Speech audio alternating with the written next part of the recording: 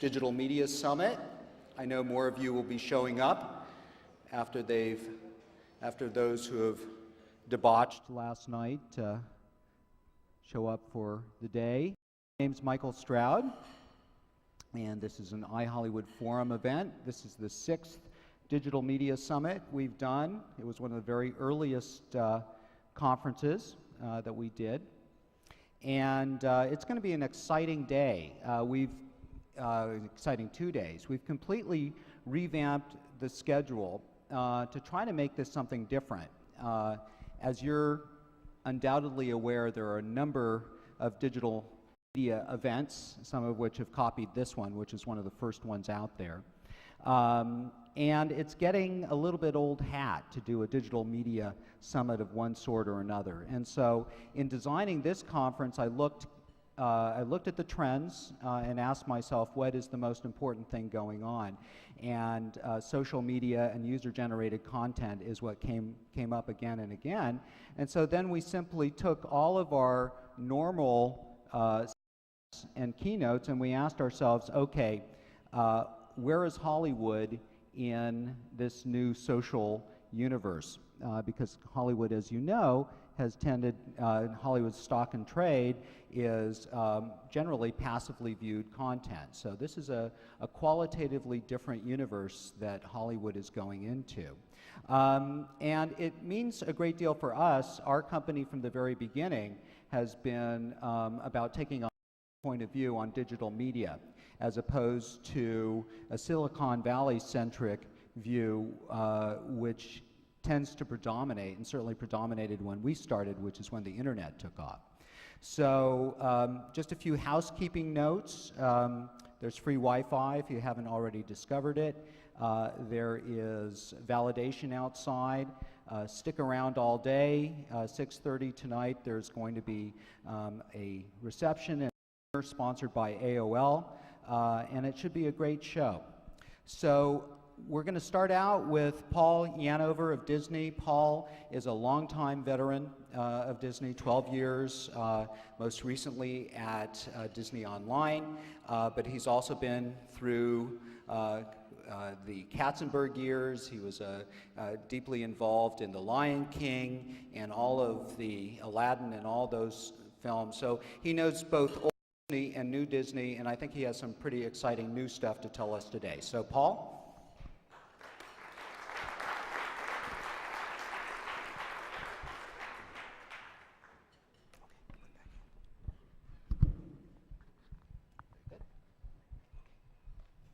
Thank you, Michael.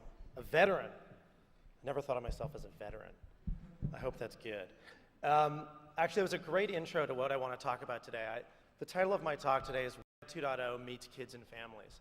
And first thing I want to establish for you guys is that I live in a universe of kids and families. When you think about the Disney brand, think about kids and families. So for me, Web 2.0 is still really relevant. I think for a lot of you, you're probably thinking about Web 3.0. But I kind of look to the recent Time magazine piece where the person of the year was voted to be you and me and everyone. And with that, what I really want to talk about is how Web 2.0 has become mainstream. And again, I don't live in a world of college kids, early adopters, Silicon Valley entrepreneurs. I live in a world of moms and dads and 11-year-old kids and 6-year-old kids. So when I think of Web 2.0, which is kind of a loaded term, it probably means a lot of things to everybody. To me, it's things like user-generated content, as we all know, posting things, talking about myself, creating content from grassroots. It's about community, connecting with other people. Online video, which, again, in my mind, if we were sitting here 3 years ago, the idea that video on the internet would be as pervasive as it already has become would be pretty hard to convince people. And really hard to convince people in my core audience, that audience of kids and families. Media My Way, which for us is the phenomenon of people creating their own collections. It's the sort of iTunes world we live in now where I don't buy media from a form, I really create my own world. And massively multiplayer online games. So for me, this is what Web 2.0 means. And what's really interesting for me is a lot of this stuff has really hit its stride in this mainstream world that I live in very recently. Now let me talk about what we think's working for us. First is media multitasking.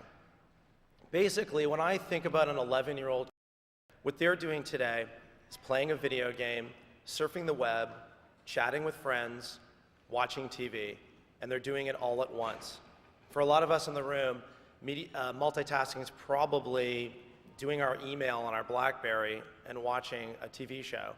But if you're 11 or 12 years old, you're doing 5, 6, 7 things all at once. This is a really important trend in the world I live in.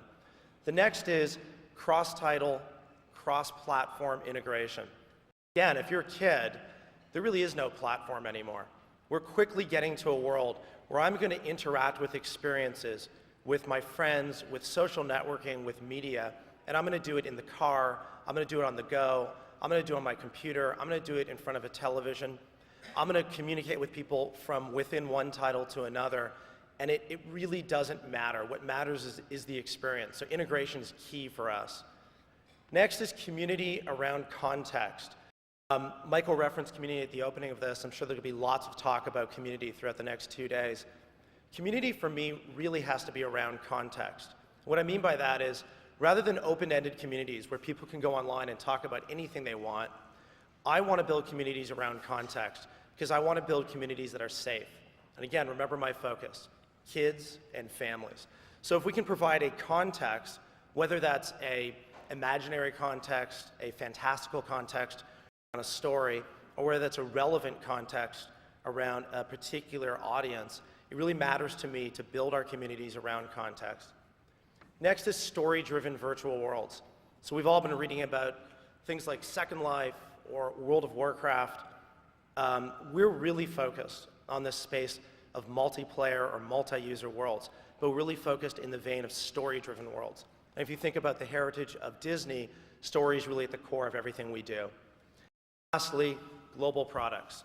So everything we do, we're thinking about them as product platforms that we can expand and deploy across the world. So with that as a backdrop, what I want to do is walk you through some things we're working on, some things that are in market, some things that are going to be in market, and I'm going to sort of walk through these themes as I go. So the first thing I want to talk about is the new Disney.com.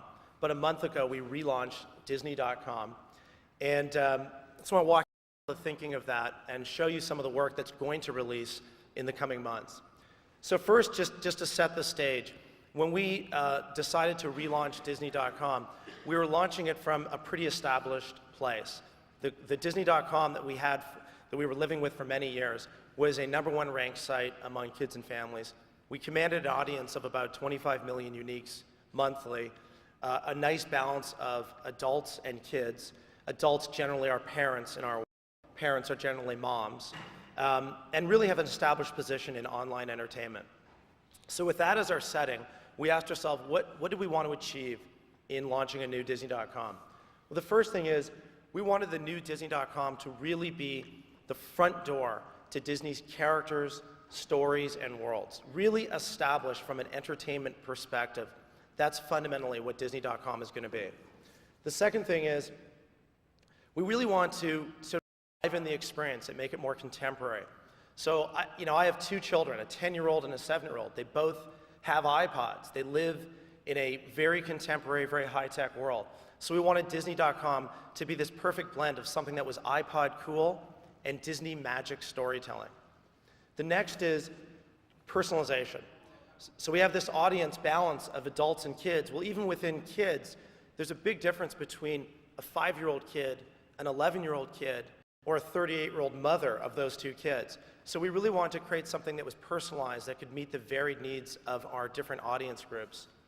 And then lastly, we wanted to establish something really new from an entertainment perspective, a very broadband, very immersive entertainment experience. We call it Disney Extreme Digital.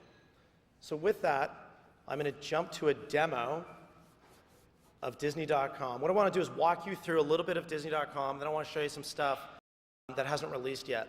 So this is the homepage of Disney.com, and the first thing I just point out is a real emphasis on entertainment. So you see front and center is a video window. We talked earlier about video on the internet becoming an everyday thing. So the video now is front and center, and it's a really broad range of videos. So it's some of the things that you would expect, an exclusive clip from an upcoming movie, a movie trailer, but also really surprising and delightful things, a 1930s cartoon of Mickey Mouse, a really broad range because we really want to emphasize the notion of entertainment. Across the top, you'll see global navigation, movies, TV, games, music, live events, travel, and shopping. Just to point out there that Disney is vast. And when you think about all the different businesses and business units within Disney, we wanted to really re-aggregate who we are to the public through this as sort of a primary touch point, and start to think about things the way our public lives with our products. My favorite example is music. My kids listen to Radio Disney in the car. They buy Disney music on CDs or on iTunes, and they watch Disney music videos on Disney Channel. It's all music to them. They don't understand a world of distribution-driven businesses. They just understand music. So the global navigation was redrafted to really think about Disney as an experience, the way our consumers experience. On the bottom, you'll see what we call the character carousel, and it invites our users to enter a character world. This is really important to us because when you think, again, particularly around kids, they see Disney as a world of worlds. They don't really think about products. If you listen to their language, they talk about Jack Sparrow and the pirates from Pirates of the Caribbean, or they talk about Mickey Mouse and the classic characters, or Hannah Montana.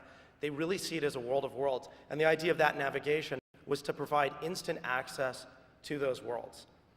On the upper left, where it says Disney for You, is where we started to begin addressing personalization. And our first move into this area is really around lifestyle segmentation. We basically looked at our audience and said, as a first blush, we could divide our audience into 6 categories: preschool, boys, girls, kids and teens, families, and Disney fans.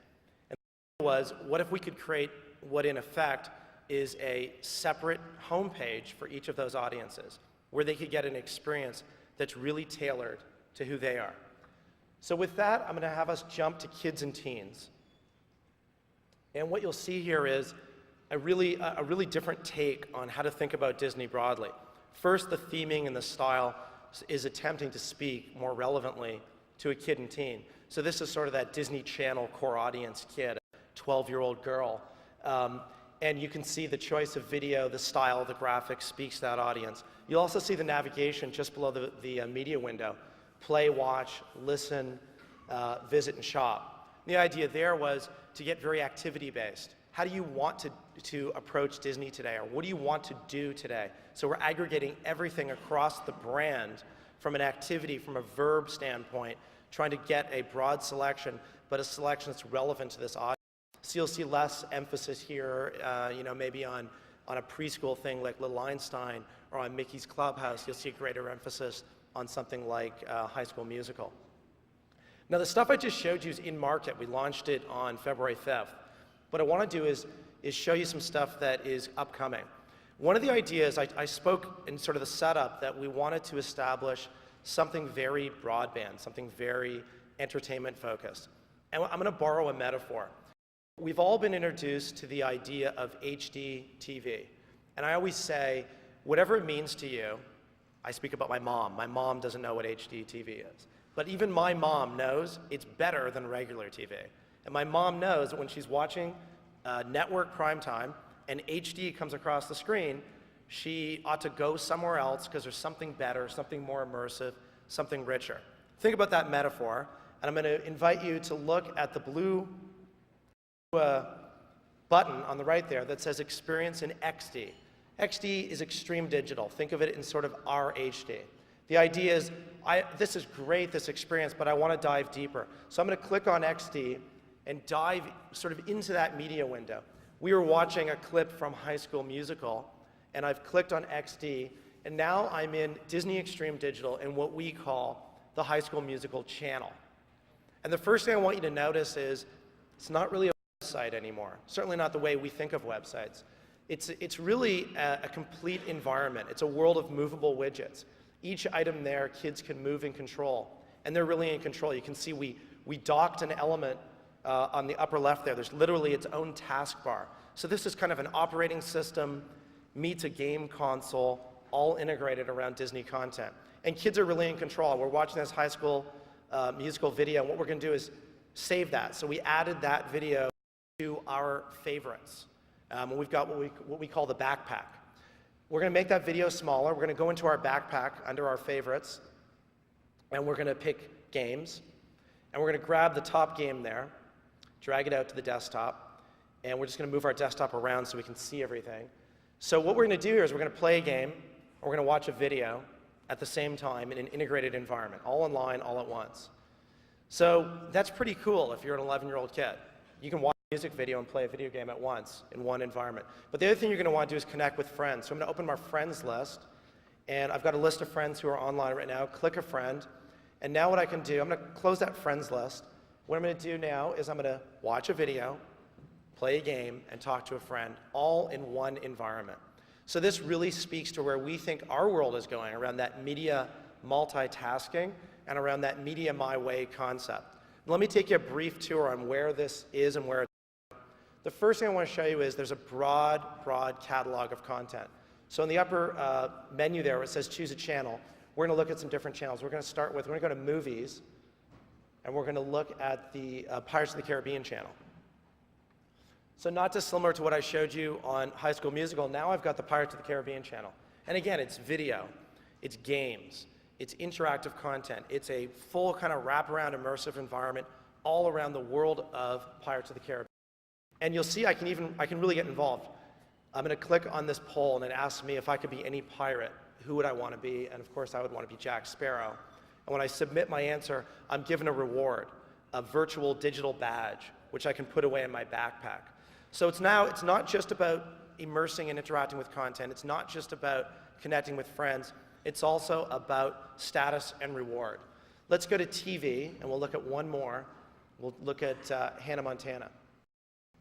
So here, in a similar fashion, I can connect to the world of Hannah Montana. I can actually watch episodes streamed here on the internet in Disney Extreme Digital, polls, interactivity, getting involved. Now, one of the places I'm going to want to go in this environment is something we call HQ, headquarters. And what's going to matter, put yourself in the minds of an 11, 12-year-old kid. I've got all this stuff. I've got all my friends, points. I'm going to get badges. I'm going to get rewards. I'm going to want to know what's going on. So we've kind of transcended the world of what a television set is to a world of content and people combined. So I'm just going to kind of work my way around the menu here. On the upper left, this week in DXD. So think of the sense of events and programming. Stuff is going on all the time at Disney Extreme Digital. On the bottom left, top games or latest prizes. So I'll be able to earn virtual points and redeem them for virtual stuff. Latest adventures. There's a quest system that we've built. So I can not only interact with discrete content, but we've strung the content together in the form of a story or a quest. The kind of stuff you'll see in massively multiplayer online games. A user spotlight. One thing that's going to matter to me as a kid is I want to be highlighted. I want to be the #1 kid. I want to get the highest points or somehow be status in this environment. And lots of multiplayer games. So it's not just about watching video, playing a game by yourself. It's about connecting with other people and playing in a collective environment. But one thing that's really going to matter, and it's depicted on the top right here, is where do I stand in this environment? So you can see things like my latest adventure, my latest badge, my latest high score. But on the far right, my latest channel. Now I'm going to reference some stuff that is not out in the marketplace yet, but will be in the next month or so. So one of the things I can do is I can create my own channel. So I'm going to go to my channel. And you'll see I'm logged in here as 562. So what's happened here is I've got this big collection of content, and I've got this media my way kind of universe where I can collect it in the order I want. What I've done here is I've built my own channel, my own Disney. And I'm going to open my favorites up and go to my video favorites and grab the video that we saved from the High School Musical channel, and now that's been added to my playlist. So now we've really created the idea of self-publishing for a kid. It's a safe environment. It is a controlled environment, but it really does afford a kid a huge amount of freedom because there's an enormous amount of content we're going to provide. So that's pretty fun, creating my own channel, but what's even more exciting is I can publish my channel. So if I go to members, and I'm going to choose Tinkerbell here, kids can publish their own channels. So what I've got here is another channel. It's SuperTink75, another kid's channel. Remember, I'm logged in as Jake562, but I'm visiting Tink's channel. This is her Disney. She likes High School Musical, she likes cars, she's got a piece of footage from Ratatouille, a Jetix Light Bright game, a Dream module because she's probably going on a vacation to Disney World. Whatever this kid wants, it's their Disney, it's their collection. And what I'm going to do is I'm going to go to my stuff, and I'm going to choose my stickers. And what I can do is leave a sticker. So I'm going to drag a sticker onto the desktop here. Kids will actually do stickers with their virtual points, and they'll be consumables. They'll in effect buy with points books of stickers. So that sticker says, I love your channel. Well, there are going to be a really broad range of these stickers. They can put in phrases. Not only can they leave notes for each other, they can actually leave invitations to be friends. So Super Tink's going to come back to her page, her channel. She's going to see a sticker from me. It's going to say, hey, we should be friends. She'll click on it, and now a relationship is formed. So you see a lot of the stuff that we think is working, built media in kids' control, multitasking, and community, but community built around a context. The context here is our kids' entertainment. We're going to switch back here. So how's all this going? It's really early. It's preliminary. We've been out in the market for a month, and most of what I just showed you hasn't hit the market yet. But the signs are good so far. We've seen about 1 million videos a week. That's pretty huge. And a dramatic change from where we were on a site that was basically not based in video. We've seen about a 9% increase in total page views. Remember, I'm starting from an enormous base. 25 million uniques is where we started coming into this new product. Registrations increased by about 10-fold. Time spent on our homepage is about 50% higher. And Disney XD, which is a brand new idea, has already seen about 5 million unique visits. We're really pleased, it's early, we're excited, and we think we're off to a good start. But where's it all going? What I want you to understand is, for me, Disney Extreme Digital is a platform. Like I said, it's kind of an operating system meets a console, meets a big social network, all in a kid environment around reward. So the first thing we're going to do is add a lot more channels, because we've got a lot of franchises to build from. So we expect over time we're going to have a pretty massive catalog of channels that kids can find content. The other thing we want to do is to create not only kid personal channels, but celebrity my channels. What's Hannah Montana's vision of Disney? What's the Hannah Montana personal channel look like? What's Corbin Blue's channel look like? What's Jack Sparrow's channel look like? And what's kind of exciting for us is we've got everything from characters to celebrities. And a lot of our characters can be both characters and celebrities. And then lastly, the vault, an enormous range of content. Everyone talks about the long tail. I think Disney's got a really long tail of content, from everything like Zorro and the True Life Adventures to fairly recent things like Lizzie McGuire and Recess, Mickey Mouse shorts, and so on and so forth. So we're really excited that we have a big collection of stuff to draw upon to fill up this platform we've created. The other thing we're doing is trying to focus on exclusive events. Now, in the last year or so, there's been a concert series that's traveled to the US, High School Musical concert, Hannah Montana, Cheetah Girls. These concerts are sold out. So we had this great idea. Let's make the concert an event online, a virtual concert. The first concert starts today.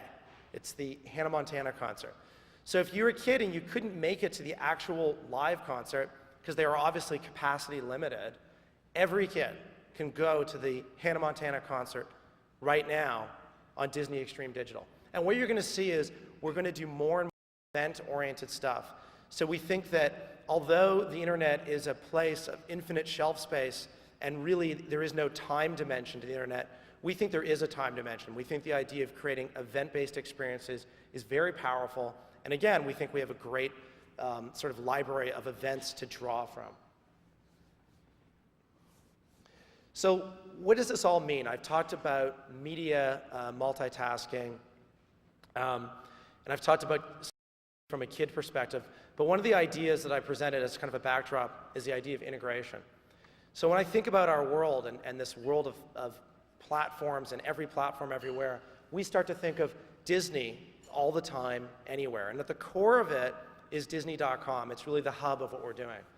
Last year, we launched Disney Mobile, our own branded mobile service, built around family utility, but also Disney content. We're also in the business of mobile content broadly, across many carriers. And I'll speak about this more later, we've been in the business of virtual worlds or online games, and you're going to see we're going to expand that. We connect all this together, because to us, this is really a Disney.com integrated network. It's really a world now where platforms and distribution don't matter. What really matters is the attributes that makes this stuff interesting and exciting to the consumer.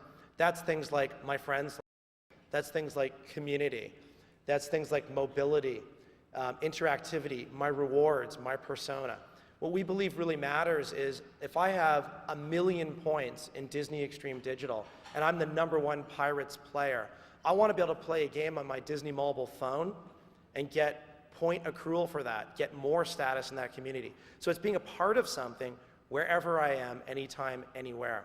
What I want to do is show you a prototype of where we're taking that concept and kind of connecting it to what I showed you with Disney Extreme Digital.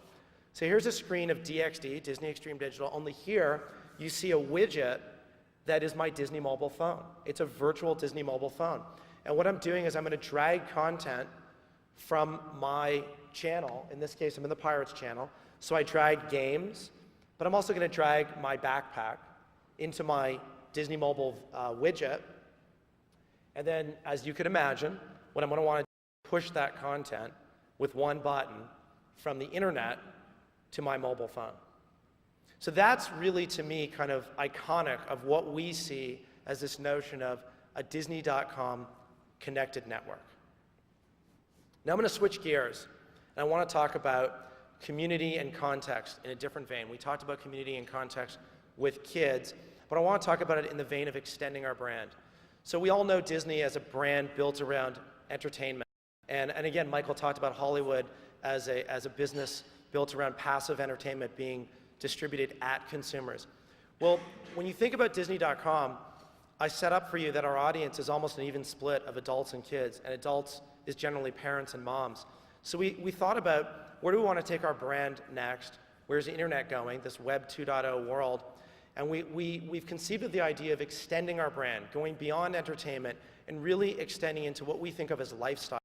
We've got a trusted, reliable brand that parents and moms come to rely upon and expect for quality. And so we've taken that notion and extended the brand into something brand new that I'm really excited to share with you guys for the first time. It's what we call Disney's Family.com.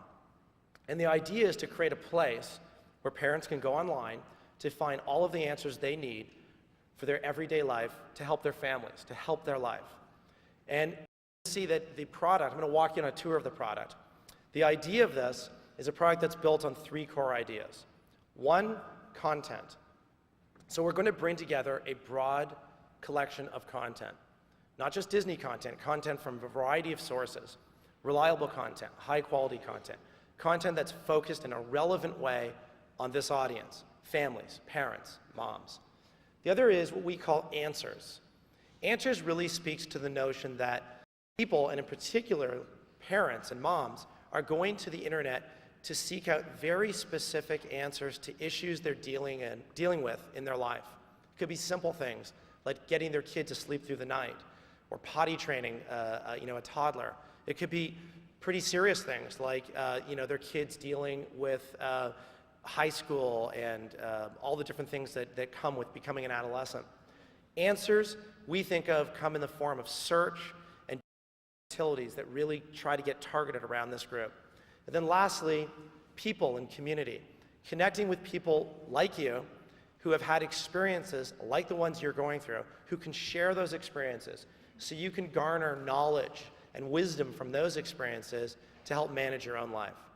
So what I've brought along with me is actually some video footage of the site. So I'm going to walk through some different images and video to introduce you guys to the product. First, here's the homepage of family.com. And I think that what I want you to see here is front and center, at the core of it, it's about content, a broad selection of content. You'll see across the top here our navigation, we're going to try that again. Hang on. Let's go back one. So here's our home page, and you're going to see a broad collection of content. I'm just going to walk across our global navigation across the top. You'll see food, you'll see parenting, you'll see entertainment, education, travel, and shopping. This is our starting set of categories. This is going to get broader over time, it's going to get deeper over time. But the notion is, in some sense, it has the feel of a portal. It's a lot of topics, but each one really focused on this demo. Let's dive a little deeper into the content.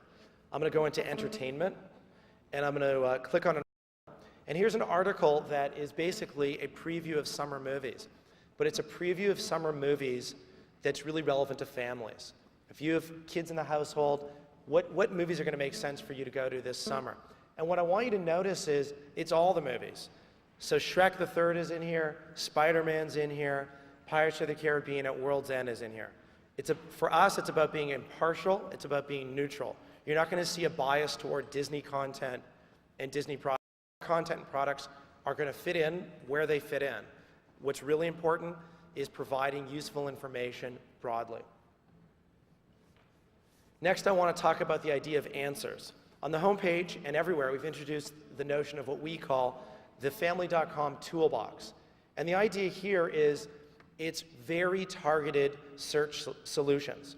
So if I want to go online tonight and I want to figure out what I want to make for dinner for my kids that's healthy and quick, it's pretty tough to go to a broad portal search engine and narrow down to something as specific as that. So we've created a recipe finder where I can go in and answer that question. A baby name finder, a school finder, a shopping finder, a coupon finder. This is our starting collection.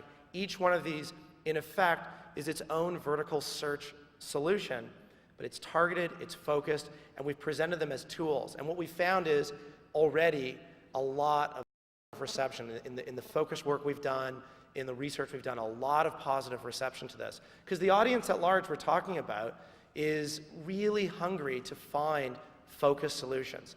Another way we're providing answers is through search. And we can just stop there for a sec. Is through search. And we've got three ways you can search. You can search the web, because everyone wants to search the web. You want to provide basic web search. You can search family.com, which over time is going to become a very big repository of articles and community feedback and so forth. But also we've created something we call the Family 1000. And the idea here is a collection of 1,000 websites that are really relevant to this audience. And in particular, sort of the hidden gems. If you think about going to a portal search engine, type in almost any term, you get tens of thousands, if not more, results. And those results, you know, the bottom line is what bubbles up to the top are the sites that get tons of traffic. And the hidden gems that people all talk about by word of mouth, people get from their friends, those hidden gems don't show up until page 10 or page 20. So Family 1000 is a collection of these 1,000 websites, and the idea is that these websites are created by our audience for our audience. So the family.com membership is going to vote on this Family 1000, and it's a living, breathing, going to grow over time and change over time.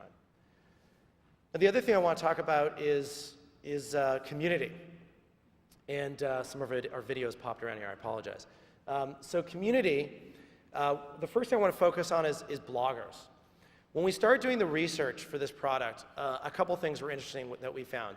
One is the audience of moms in the US on the internet is about 32 million strong. This is a really big audience. And the internet has become a primary touch point. So when we talk about Web 2.0 and social networking, well, that stuff may be old hat for us in the room. It's really becoming mainstream for this audience now. The other thing that was interesting in research is we identified a group that we call mommy bloggers. There are a pretty large number of people, moms and dads, who are out there creating their own blogs, their own grassroots stories sorry, we're back on that one. So their own grassroots stories of what's going on in the internet.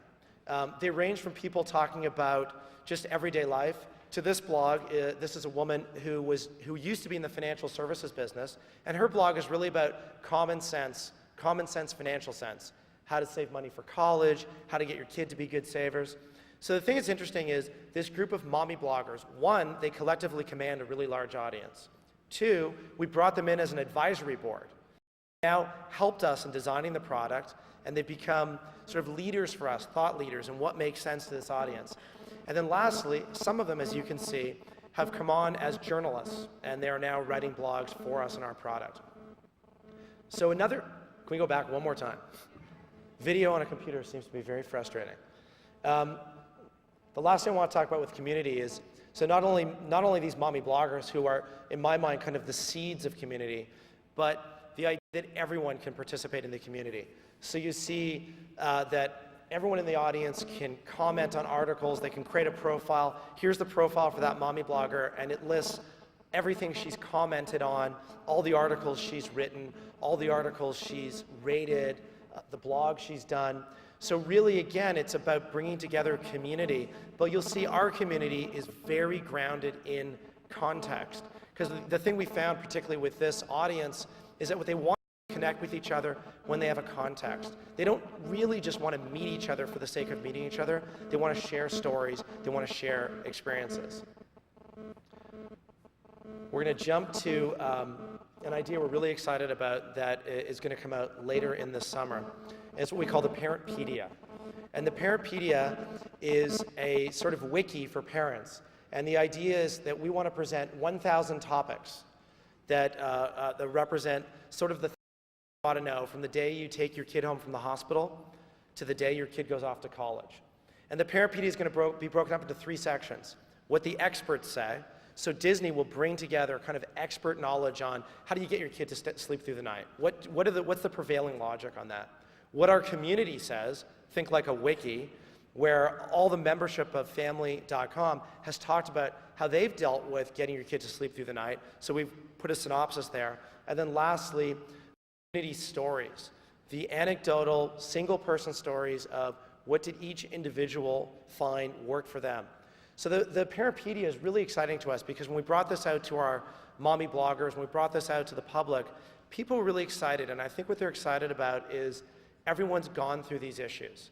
Everyone's looking to connect with each other around these topical issues. So what you'll see is a product that's really built around these 3 ideas: content, answers, community. And we're really weaving together the idea of content and community in a pretty seamless way, all built around this idea of context. Family.com launches later this week, which is days away. We'll be in beta through to the next couple months, till the summer. Parentpedia and some other really exciting features are going to roll out this summer. So we talked earlier about integration, and I talked about the notion of it's a sort of a platformless world, right? Cross-platform, cross-title, everything's everywhere from a Disney perspective. Well, the same thing's going to be true from a family perspective. So just like we talked about a kid having their status and rewards and their points on their Disney mobile phone, we want to take the community experience of family.com and also push that to the mobile phone. So that's going to be everything like very practical things such as a to-do list, a recipe, functional stuff that I want to have on the go on my phone, community in a way that's rational, makes sense in a mobile setting.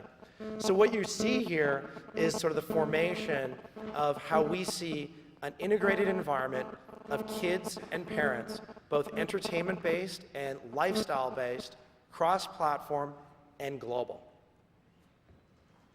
Now with that, I want to switch gears, and I want to talk about story-driven virtual worlds.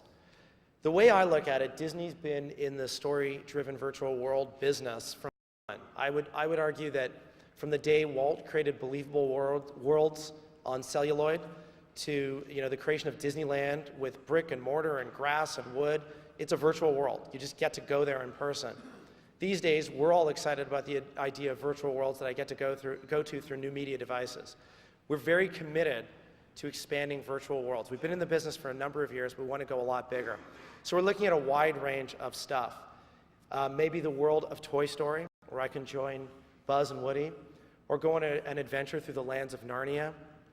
I may want to battle villains as a superhero with The Incredibles, race around Radiator Flats with Lightning McQueen, or live the world of a princess. What the point here for me is Disney has a treasure trove of story-driven experiences that we can turn into believable, immersive worlds that kids and parents can get involved with. But it's about being story-driven for us. I want to talk about two of those worlds. One is Disney Fairies. So Disney's Fairies is a franchise that was created about a year or so ago. And it was created to basically answer the question, who is Tinkerbell? Where does she live? Where does she come from? What's the mythology of this wonderful character that we were all introduced to in Peter Pan?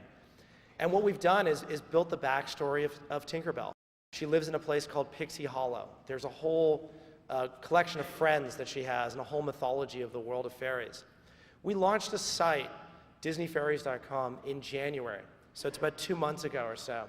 And in that site, we created the beginnings of a fairy virtual world experience. We call it Make a Fairy. And what you can do is you can go online, you can see this depicted on the left. You can go online, you can create a virtual fairy, and you can choose what she looks like, what her hair color is, shape, her face, her eye colors, put a costume on her, and you can even build a home for her, and you can publish her home in a personal page.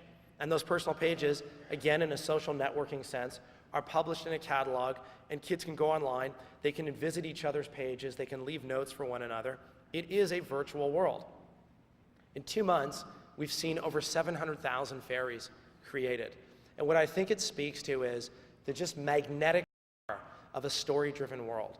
So whether it's a simple implementation, like fairies, which is simple and appropriate to the audience, or I'm going to switch gears to something more complex, Pirates of the Caribbean.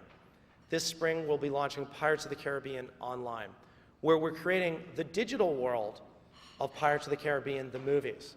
So in this world, which is much more complex, you can go online, you can captain a ship, you can assemble a crew, you can battle pirates, and you literally live the life of a pirate in the world of Jack Sparrow and all the pirate characters and more that we learned in the movie. So what I want to do is show you some footage to give you a sense of what I mean by a really immersive virtual world.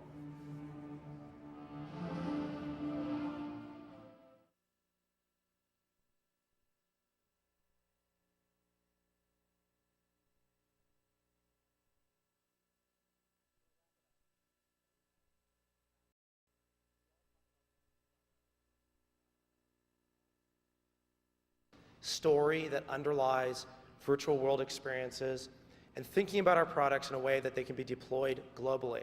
And I think you'll see these themes really live in what I've showed you today. Extreme Digital as a robust kids platform, Family.com as a brand new, relevant family lifestyle platform, and what you'll see in Pirates this spring, and a growing portfolio of exciting, believable, immersive, story-driven worlds. Thank you.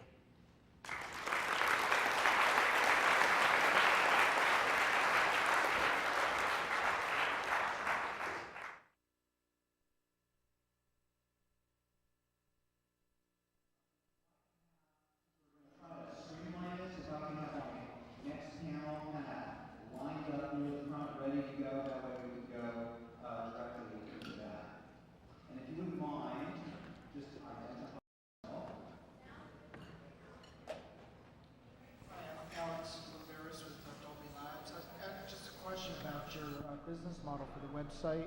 I didn't really see any monetization mechanisms in there, and sort of doing a quick calculation on the XD site, it looks like you've got some pretty substantial bandwidth costs in there, so I was just wondering if you could comment on that. I couldn't hear all of it, but I think you're asking on the business model. Yeah, the business model and how you plan on monetizing the site, or is it really just viewed as a marketing cost? Yeah, I think that you'll see almost everything I'm showing here kind of built out against multiple business models.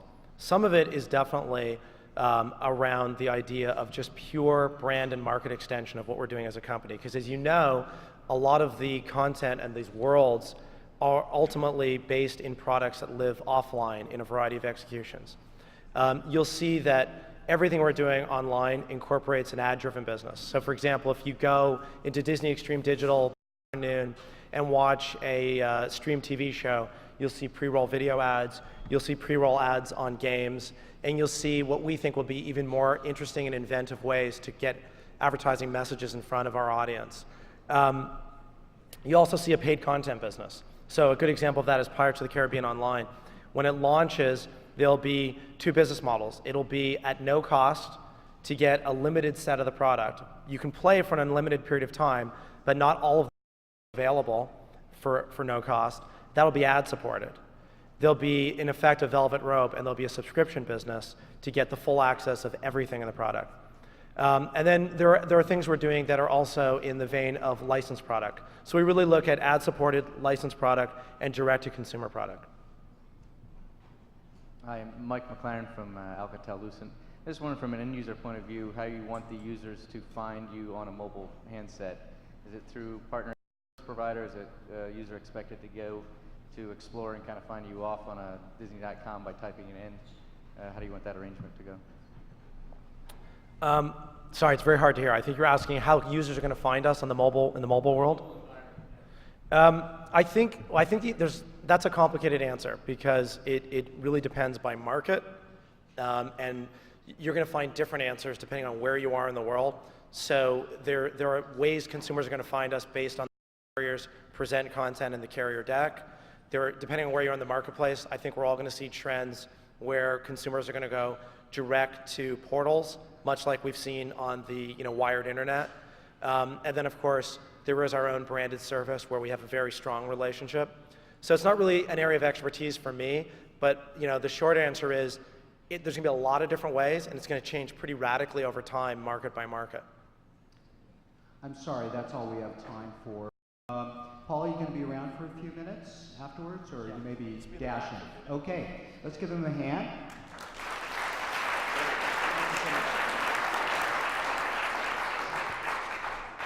Okay, so if we can get our next panel up here.